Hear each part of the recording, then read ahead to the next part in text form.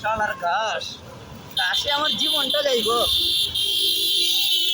আরেকবার বাচ্চার কারণে গাছগুলো এরকম হয়েছে, আর মুস্তাফিজের কারণে আরেকটা আইসে ঘাস কাটারা, আর মুস্তাফিজের ঘাস কাটবার দুইয়াই বাঁচছে।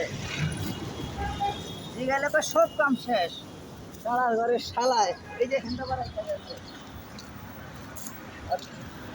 কাম